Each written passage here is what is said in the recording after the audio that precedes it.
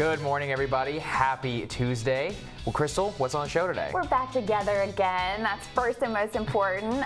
Also, we're going to air some more of my exclusive sit-down with Senator Bernie Sanders. He's going to talk about his thoughts on China and also the threat posed to American workers by automation.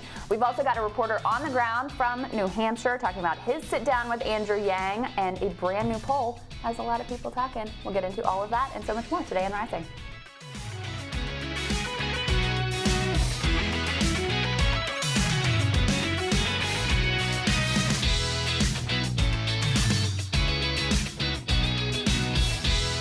What are you looking at?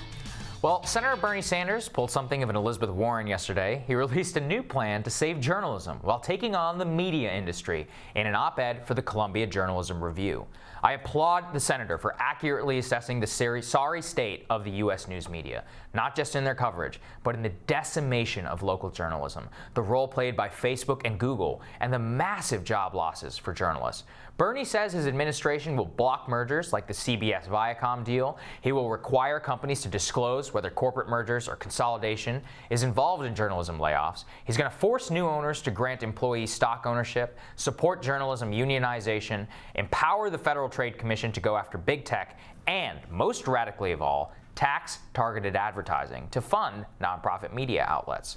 Bernie's heart is in the right place here, but unfortunately, it gives far too much deference to the media industry. The truth is that much of these proposals would let off the hook publishers and media executives that have, by and large, watched the forces that are destroying them pass them by because of greed, failure, and failure to anticipate competitors, and mostly laziness. The truth is that there is no putting targeted advertising back into the bottle, which will, by and large, usually serve an advertiser better than those that are put in the traditional media outlet. It serves you better, too. Just think about it. If you Google new shoes, then the best possible way for you and for a company selling shoes to reach you is to buy an ad there. In the past, companies would put shoe banner ads on generic websites and kind of hope for the best. Before that, they'd take out an ad in the middle of the paper and hope to God an 18 to 25-year-old who happens to need new shoes came across that particular story at that particular time about shoes.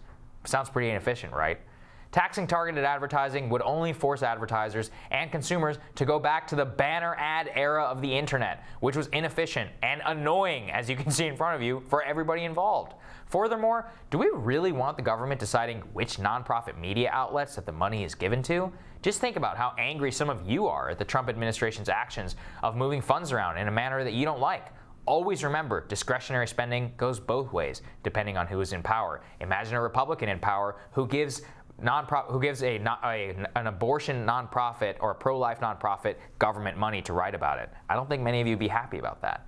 Giving journalism ownership of a company or encouraging their unionization, it doesn't solve the underlying problem of an industry that is really being weaned off the lifeblood that has sustained it for decades. That's advertising.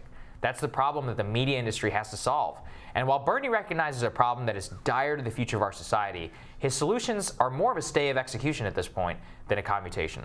And very interesting. Yeah, I really struggle with this because I see Bernie's plan and I'm like, hey, at least somebody's actually talking. Nobody else is even offering anything. Yeah, right? But I just think the solutions, it's one of these things, and this is a very kind of Andrew Yang interpretation of this, which is you can't put targeted advertising back in the bottle. I mean, in some ways, these problems are very complex. Yeah. In other ways, they're very simple. Like with healthcare, like with education, in journalism, the profit motive should not be driving the product that gets put out. Yeah. In these goods that are in the public interest, the moment that you have the profit incentive involved, it screws everything else up. And that's really the root of the problem here. And he gets at that some with this plan. He does. I do think it could go further. I think you're right about that.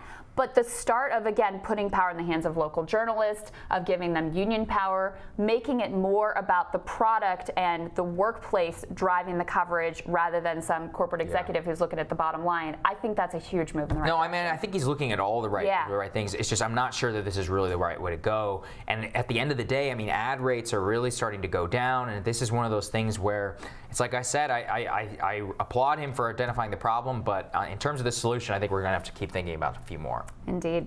Next on Rising, that trade war has reached a fever pitch with the president essentially forbidding companies to do business with China, and tariffs are going to be in effect less than a week.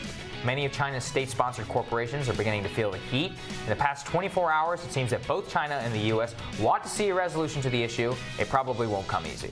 Fears of an all-out trade war with China, sponsored by President Trump, has Democratic presidential candidates coming up with their own plans. In part 2 of my interview with Senator Bernie Sanders, which is coming up next, he tells me whether or not he believes China is an existential threat and how he would govern in the age of automation. You want to stay tuned for all of that when Rising continues.